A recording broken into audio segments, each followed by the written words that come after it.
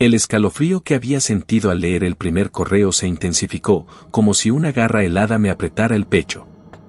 La actualización de la historia de Michelle Wilson llegó en la penumbra de la tarde, cortesía de la misma fuente anónima, presumiblemente un colega o superior, quien se disculpaba por la demora. La paranoia se palpaba en sus palabras, la sensación de ser vigilados, la necesidad de extremar precauciones para que la verdad no se filtrara. La historia continuaba justo donde la habíamos dejado, con Michelle intentando desentrañar el horror que había expulsado a aquel hombre de su propia casa. Durante los días siguientes, Michelle intentó, en vano, que el antiguo propietario revelara el significado de aquellas escalofriantes palabras que se le habían escapado. El hombre se había cerrado en banda, decidido a enterrar lo que fuera que lo atormentaba. Michelle, resignado, continuó con su trabajo, intentando vender la casa. 6 meses transcurrieron sin éxito. El antiguo dueño llevaba más de 4 meses sin pisar la propiedad y, en sus esporádicas reuniones con Michelle, parecía más tranquilo, como si la distancia física lo protegiera de algo invisible. Michelle había abandonado la esperanza de conocer la verdad, hasta que un hilo de posibilidad se presentó. Un comprador mostró interés. Michelle contactó al antiguo dueño, acordando una visita para el sábado a las 3 de la tarde. Le preguntó si deseaba estar presente durante el recorrido, al fin y al cabo, la casa aún era suya. Un silencio tenso se extendió a través de la línea antes de que el hombre, con una voz cargada de nerviosismo, declinara la invitación, alegando compromisos familiares ineludibles a esa misma hora. Antes de que Michelle pudiera insistir, la llamada se cortó bruscamente. Era evidente, aquel hombre no quería volver a cruzar el umbral de esa casa. Así que Michelle, con una creciente sensación de inquietud, decidió que sería él quien descubriría, de primera mano, si algo realmente andaba mal. El sábado llegó con una atmósfera extrañamente pesada. A las 3 de la tarde, Michelle esperaba frente a la casa. El comprador llegó unos minutos después, un hombre que buscaba un hogar tras un reciente traslado laboral. Mientras Michelle lo guiaba por las habitaciones, su mente divagaba, intentando percibir cualquier anomalía. Sin embargo, durante la media hora que duró la visita, no encontró nada fuera de lo común, ni humedad, ni ruidos extraños, nada que justificara el terror palpable del antiguo dueño. Michelle comenzó a considerar la posibilidad de que aquel hombre sufriera algún tipo de trastorno, alguna condición que lo había llevado a actuar y hablar de forma irracional. Quizás esa era la explicación a todo el misterio. Se concentró en su trabajo, terminando el recorrido con profesionalismo. Al finalizar la visita, el comprador expresó su interés, aunque el precio le parecía elevado. Michelle se ofreció a consultarlo con el propietario. El comprador también preguntó si la casa estaba en alquiler, a lo que Michelle respondió negativamente, sugiriendo una reunión directa con el dueño para negociar. La idea agradó al comprador. Esa misma noche, Michelle llamó al antiguo propietario, informándole sobre el interés del comprador y la propuesta de una reunión. Al escuchar la sugerencia, el hombre guardó silencio unos segundos antes de responder con una extraña mezcla de resignación y urgencia: «Está bien, la verdad es que no me interesa alquilarla, solo quiero venderla y deshacerme de ella. Aunque, bueno, si no hay otra opción, un alquiler con opción a compra sería mejor que nada». Era un comienzo. Solo faltaba coordinar la reunión. Los días pasaron y, finalmente, el antiguo dueño y el comprador llegaron a un acuerdo de alquiler. Sin embargo, Michelle notó la incomodidad del propietario ante la idea de que alguien volviera a habitar la casa. Oficialmente, no había nada anómalo en la propiedad, así que no se le advirtió nada al nuevo inquilino. En una conversación posterior a la firma del contrato, Michelle volvió a confrontar al antiguo dueño, preguntándole de manera directa y sin rodeos la verdadera razón por la que había huido de su hogar y por qué deseaba venderlo con tanta urgencia. El hombre lo miró con una seriedad inusual, suspiró con profundo pesar y, finalmente, habló: «Mira, chico, sé que si te cuento me tomarás por loco, pero a estas alturas, supongo que da igual si me crees o no». Michelle tragó saliva y se preparó para escuchar la confesión que tanto se había resistido a llegar. «Muy bien», continuó el hombre, su voz ahora un susurro cargado de un miedo latente, «escucha con atención, porque no volveré a repetir lo que te diré a continuación. En este punto del correo, la persona que lo enviaba añadía una nota escalofriante: cada vez que releía lo siguiente, sentía que la sangre se le helaba en las venas. El relato comenzó con el día en que aquel hombre, al que llamaremos Mark, y su familia llegaron a su nuevo hogar. Al principio, todo fue normal, un día tranquilo de mudanza. Lo extraño comenzó alrededor de las 8 de la noche. Mark estaba viendo televisión en la sala, su esposa en la cocina y su hijo jugando en su habitación. De repente, sintió que la temperatura descendía bruscamente. El televisor comenzó a emitir estática, las luces parpadearon sin motivo aparente. Su esposa salió de la cocina con el rostro desencajado, mientras su hijo bajaba las escaleras corriendo, visiblemente asustado. Para Mark, en ese momento, no era más que un problema eléctrico, o al menos eso quería creer, aunque la forma en que todo había sucedido le dejó una inquietante sensación en el cuerpo. El fenómeno duró unos 15 minutos, luego todo volvió a la normalidad. Pensando que había sido algo aislado, no le dieron mayor importancia y cada uno regresó a sus actividades hasta la hora de dormir.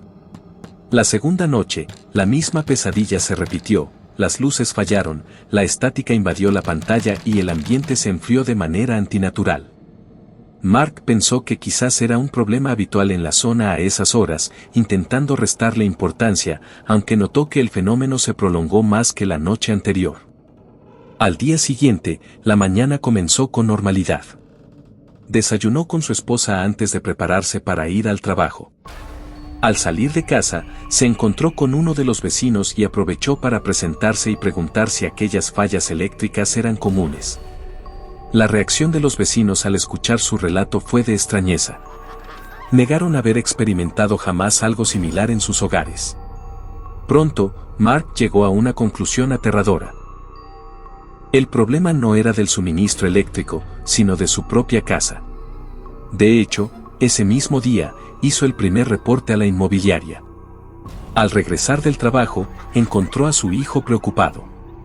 Su gato, su compañero inseparable, había desaparecido desde el día anterior.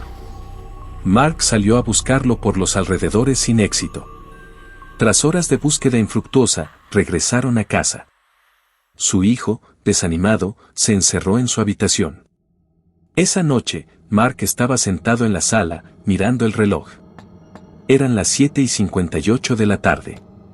Sabía que a las 8, la oscuridad volvería a manifestarse. Y así fue.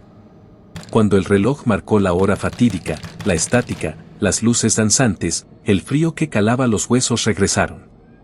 Su familia se reunió en la sala, su esposa visiblemente preocupada. Mark intentó tranquilizarla, asegurándole que al día siguiente vendría un inspector y que, seguramente, solo era un problema eléctrico. Pero incluso mientras pronunciaba esas palabras, una punzada de duda lo recorrió. Los minutos pasaron lentamente hasta que el fenómeno cesó, y Mark notó, con creciente inquietud, que al igual que la noche anterior, había durado más tiempo. Al día siguiente, el inspector llegó. Mark sintió un rayo de esperanza, creyendo que la pesadilla pronto terminaría. Fue a trabajar con una falsa sensación de alivio. Su día transcurrió con normalidad hasta que recibió una llamada de su esposa, su voz quebrándose por la angustia. El gato había aparecido muerto en la ventana de la habitación de su hijo, colgado, como si alguien lo hubiera colocado allí deliberadamente. Su hijo lo había visto al abrir la ventana por la mañana. Su esposa describió el estado de shock del niño, su temblor frío y nervioso. Envió una foto. Al verla, dos preguntas punzantes atravesaron la mente de Mark. ¿Quién había hecho algo tan cruel? ¿Y por qué les estaban haciendo esto, cuando no tenían enemigos ni problemas con nadie? Mark se limitó a escribirle a su esposa que se deshiciera del gato y que no enviara al niño a la escuela ese día. Le envió dinero para que lo llevara al cine, a pasear, cualquier cosa para distraerlo de la macabra visión. Al regresar del trabajo, Mark se encontró con el inspector, quien le informó que aún no había encontrado nada anormal, pero que seguiría revisando. Mark entró a una casa que se sentía cada vez más extraña, notando la ausencia de su esposa e hijo. Tomó una cerveza de la nevera y se recostó en el sofá, intentando distraerse con la televisión mientras pensaba en qué pedir para cenar. A las 6 de la tarde, su esposa regresó con el niño, quien parecía de mejor humor. Mientras su hijo veía televisión, Mark aprovechó un momento de privacidad con su esposa para preguntarle cómo les había ido. Ella le contó su día y luego le preguntó si el inspector había encontrado la causa de los problemas. Mark repitió lo que el inspector le había dicho. Su esposa suspiró, instándolo a tener paciencia. Pronto encontrarían la falla. Después de todo, era normal que una casa vieja tuviera problemas repentinos. Prepararon la cena y luego su hijo se acostó en su habitación, negándose rotundamente a dormir solo en su cuarto. Su esposa hablaba por teléfono con una amiga mientras Mark, como de costumbre, veía televisión en el sofá. Al terminar la llamada, su esposa se acercó y le dijo, «Cariño, ya casi es la hora». Mark miró el reloj. Faltaban 10 minutos para las 8.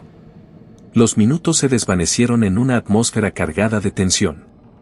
A las 8 en punto, todo volvió a suceder, las luces parpadearon, la estática invadió la pantalla, la temperatura descendió. Pero esta vez, había algo más. Su esposa comenzó a percibir un olor nauseabundo, seguido de crujidos que provenían de las paredes y el suelo, como si la casa estuviera a punto de desmoronarse. El miedo los invadió. Mark recordó a su hijo, solo en su habitación del segundo piso. Subió las escaleras corriendo y encontró a su hijo de pie, de espaldas, inmóvil en la oscuridad de su cuarto. «Hijo, ¿estás bien?», preguntó Mark, acercándose con cautela. No hubo respuesta. Mark se acercó más, notando que su hijo miraba fijamente la pared. Volvió a preguntar si le pasaba algo. El niño permaneció en silencio hasta que, con una voz suave pero helada, dijo, «Ellos nos quieren aquí». Mark no entendía a qué se refería. Por un instante, pensó en los vecinos, hasta que el niño añadió, «Ellos no nos quieren aquí, quieren que nos vayamos, están muy molestos». Mark tocó suavemente el brazo de su hijo para que lo mirara. Al hacerlo, se encontró con una mirada vacía, aterradora.